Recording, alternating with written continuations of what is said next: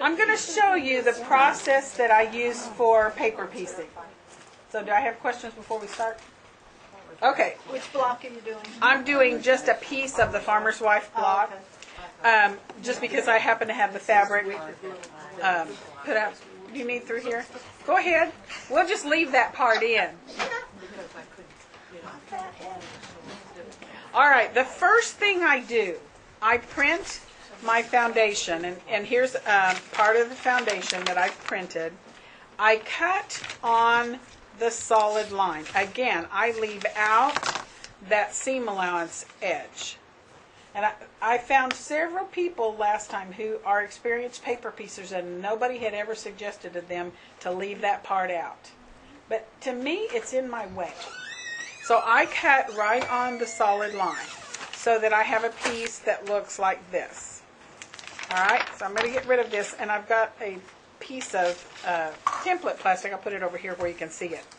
I'm going to use that as my folding edge, and I'm going to fold on every line. And all that's doing is kind of preparing me for what I'm going to do later. So I'm going to just keep folding on all the lines on my paper.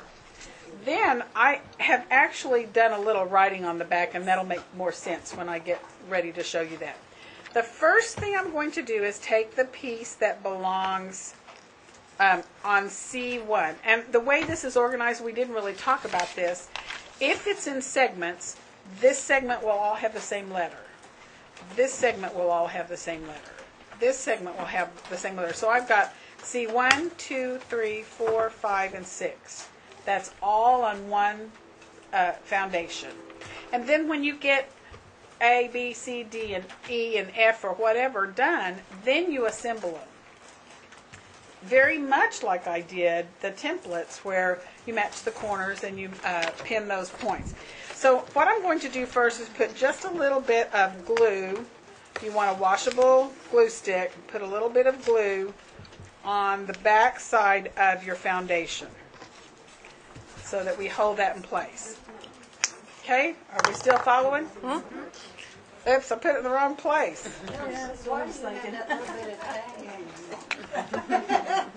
Okay, let's put it on 1 and not 4. That'll make it easier. Okay, I know that I have enough fabric. For one thing, I gave you some cutting instructions, but right here, I need to make sure, here's my shape, this shape right here. And is it right sides together? It's, you put the back side of the fabric to the back side of the paper. Okay, so here's the front side of my paper. This is the back side of my fabric. When I turn it over, then you're going to see the front side, because this is going to be the front of my block when I'm finished. The wrong sides together. Mm-hmm. Wrong sides together at this point.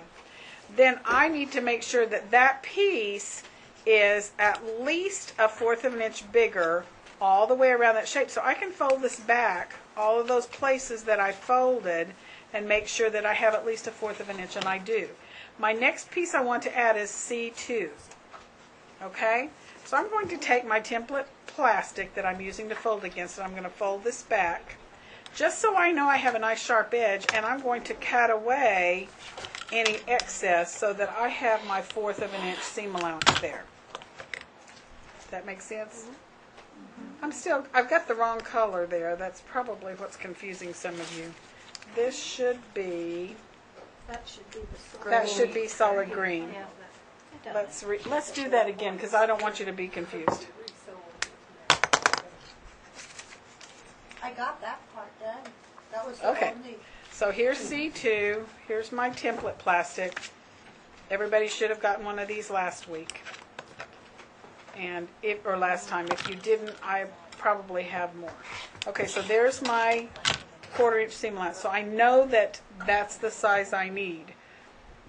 I can take my next piece, as long as my piece is 1/4 of an inch bigger on all 3 sides of this triangle, I know that I have enough room. So what I'm going to do is just lay this at the edge, and I can take a pin. This is the easiest way to do it, and actually it's a little crooked, so I'm going to just straighten that up.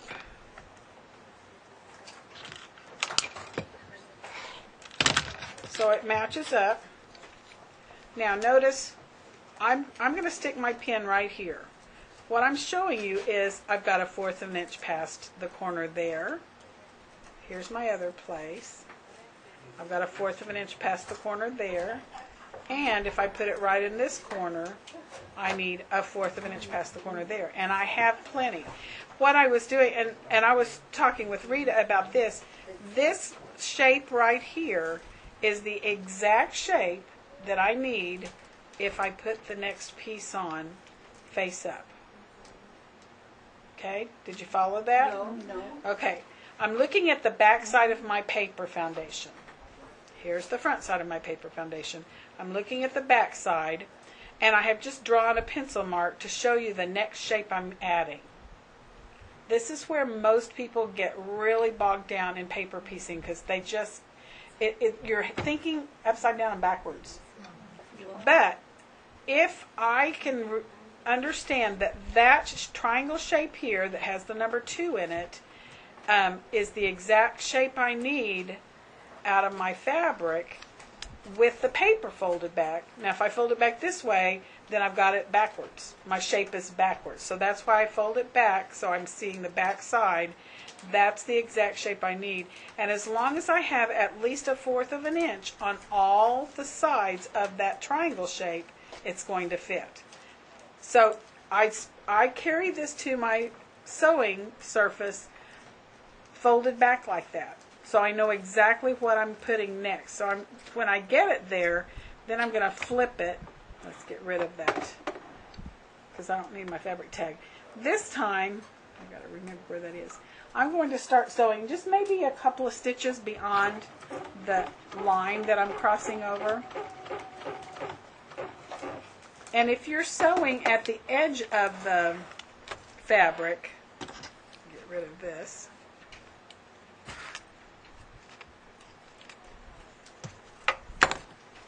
You can go all the way to the outside. Here, I'm just starting either right on the line or maybe a stitch or two on this side of the line. But here I can sew all the way up to the edge and it won't hurt anything.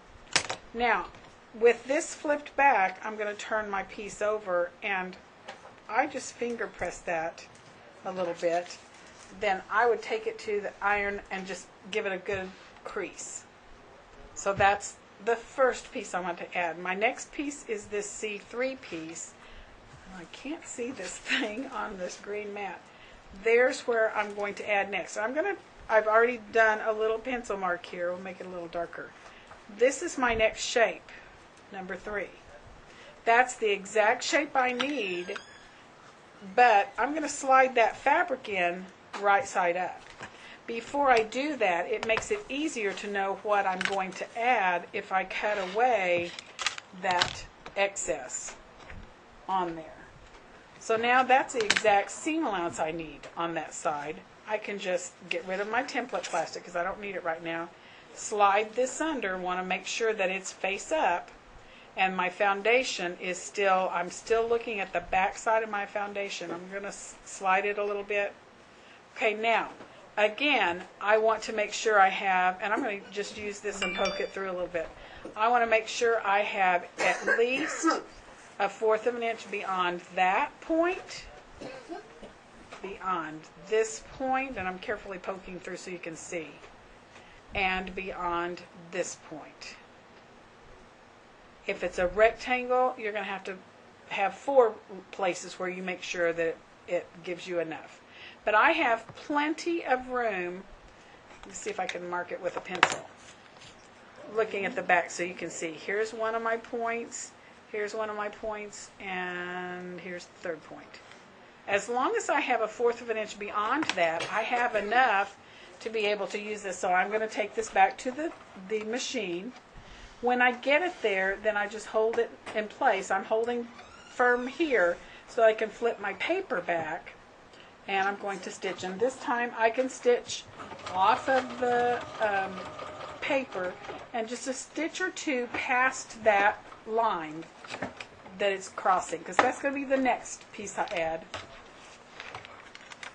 Okay, so now you can look at what I did.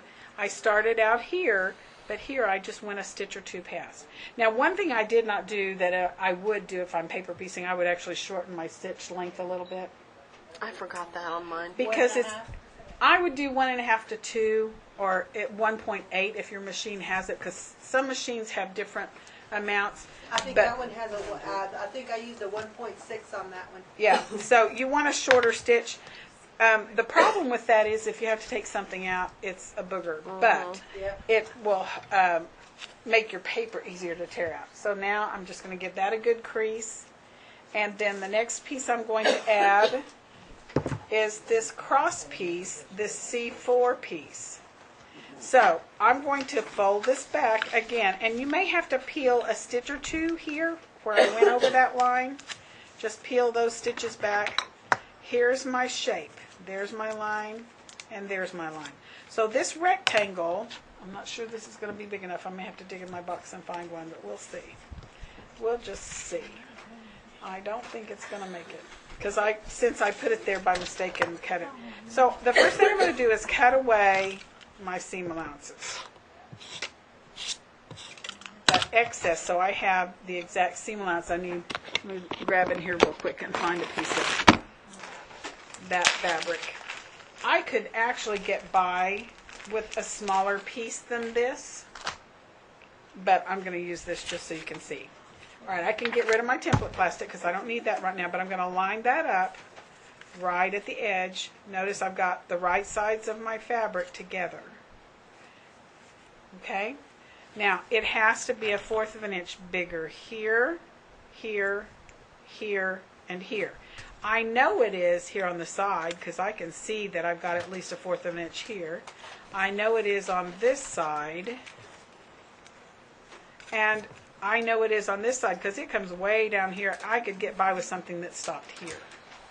But that's how I know whether I've got enough room. So now I'm going to get my piece over here, hold on to it, and flip the paper back. And again, you can just start a stitch or two beyond the line of the next piece you're going to add. Stitch right on the paper. And if you have a thread cutter, this is the time to use it. I forget that this machine has one. So Didn't that Yep. cut it Yep. automatically? Mine it, does. it does. Okay, so now I'm going to flip this back. The thing about paper piecing, you're going back and forth from the back side of the block where you see your letters or your numbers to the front side of the block where you see the actual block taking shape. Now the next piece I'm going to add is C5. I'm going to flip this down. I'm going to use my card and my add 1/4 ruler and get rid of that excess. And in answer to Rita's question, the reason it is a color is if this was clear, can you imagine how hard that might be to find? You can see what I'm doing trying to find that little piece. So that's one reason it's a color. All right, so now this piece has to be 1/4 of an inch bigger. Here's my actual shape. This is our number 5. Okay? It has to be 1/4 of an inch bigger here, here, here, and here. And it's not the way I laid it on here. But I've got plenty if I scoot it over. So that's what I did. And I can stick the pin through here as long as I have 1/4 of an inch beyond that corner, 1/4 of an inch beyond that corner, then I'm good. So I'm going to just hold it firm here, get it over to my sewing machine, and flip back the paper. And this time I'm going to sew that 1/4 inch seam allowance. I'm going to start 1/4 of an inch before the edge, and I'm going to go on past the 1/4 of an inch. I forgot the thread cutter again.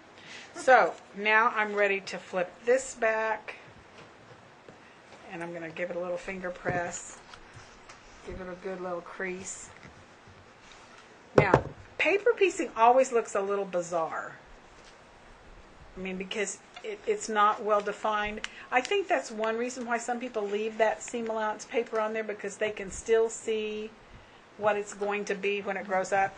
But I just find it easier to manipulate these segments if that seam allowance is not there. Okay, so now the last piece is this one, and I've got 2 or 3 stitches right here that I went past that. So I've got to peel back. I'm actually just tearing little holes in the paper that far because I need to be able to put my card there and my add-a-quarter ruler, line that up and get rid of any excess. Just get that out of my way. Oops, that doesn't go there. And now I need this exact shape. You always have the back side of the paper showing and put your fabric face down. Now, on solid fabric, there's really not a right and wrong side, so it really doesn't matter as long as you can fit that shape there. And it does fit. So again, I'm going to sew at least 1/4 of an inch before the paper and sew off 1/4 of an inch after the paper.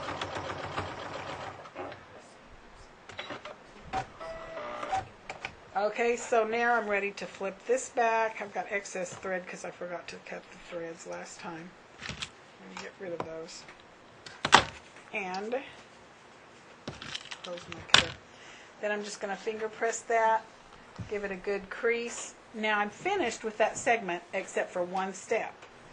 I've got my piece a little bigger. Now I can use my add-a-quarter ruler. I could use my any kind of a ruler that has a 1/4 inch line, and I'm going to trim away so that my seam allowance all the way around is that 1/4 inch that I'm after. And as long as I don't pull too tight, I can do it with my add-a-quarter ruler. If I tug too tight, then I distort the block and my 1/4 inch is not right. But this is going to work just fine to go around with this. Now I have that piece ready to stitch to the next piece. If this happened to be, we're going to pretend that this is the piece that goes on next.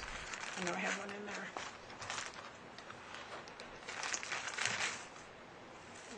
I thought I had one done. There it is. See, this has already been cut, trimmed.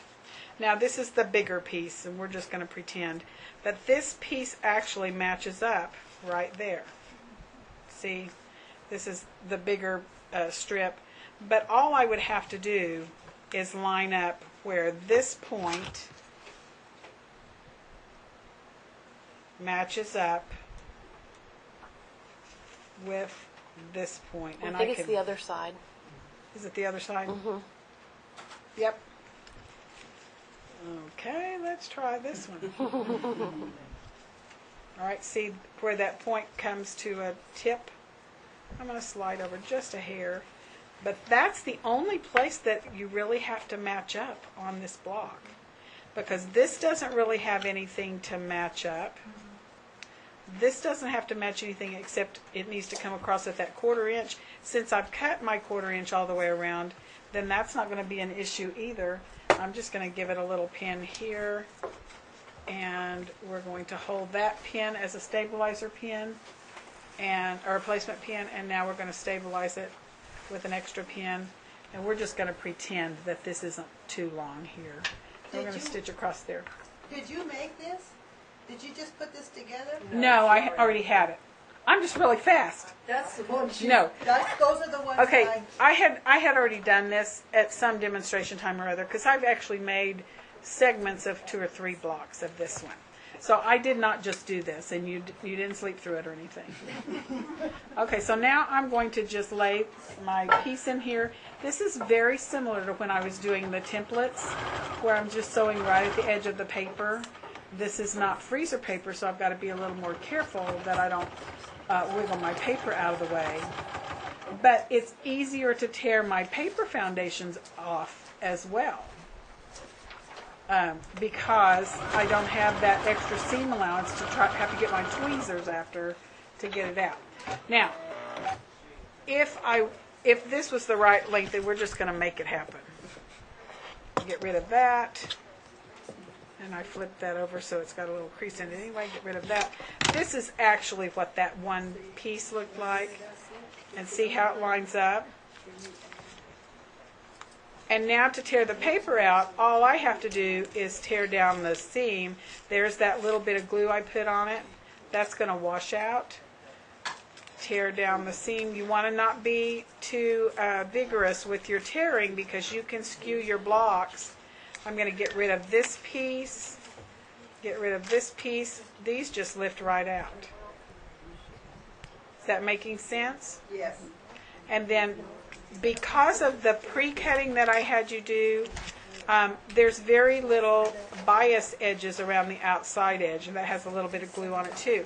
Then at this point, got so much stuff here you can't see. At this point, you can press that seam open. You can just flip that over to the side and give it a press and let your iron do the work so that you're ready to put the next segment on. Okay? Any question about paper piecing? We're going to let Justin just keep the cameras rolling because if you have a question, it's very likely that somebody else has the same question. I would like to say that I bought vellum to do this, so that and you can see through it, and so when you flip that over, you can see that shape a lot better. So that really has helped me. Carol Doak's paper. Carol Doak was kind of the queen of paper piecing for a long time.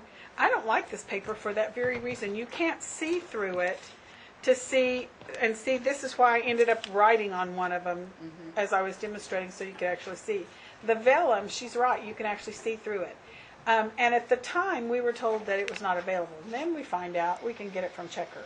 So we do have vellum up there. I don't know if I have a page out anywhere. And I like onion skin. Onion skin and vellum is very much the same See thing. the vellum right through the printer. Yeah. Yeah, vellum is also printable, so you can print on it. Well, Anybody I else? found out, That saved you know, I me a told you lot. my printer would not print on vellum. It would not copy on vellum. But I got 2 sheets from Denise today and went out to the DVD and printed from there, and it worked. They Go just won't figure. copy. It won't copy, but That's it will interesting. print. It will print from the. Be just the from mechanism CD. on the printer. Yeah, and I have been using onion skin. and I Yeah, can- so you'll have to decide if it bugs you for things to be in reverse to the pictures. If it does, then you may want to do templates and draw on the front side of the fabric. That wouldn't be my choice, but this is your quilt. You can do it however you want. Me. How do you turn? How do you turn this? That's what I Let me see that for a second. That threw me for a long time too. I had a hard time. Is that farmer's wife? The outside border. I had an awful time with that. Okay. you have one going one way, Okay. and The you have first to, thing you do, the first thing I would do, I'm not going to do it right now, but the first thing I would do is cut off all of the excess paper. You don't have to do that. You may prefer to do it like this. But then your next step is to fold back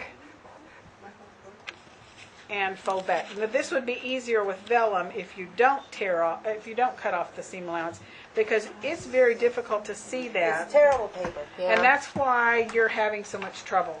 I think with vellum, or if you want to take the time, since you've already got this printed, to draw here so that you actually see where those lines are that you're lining up with.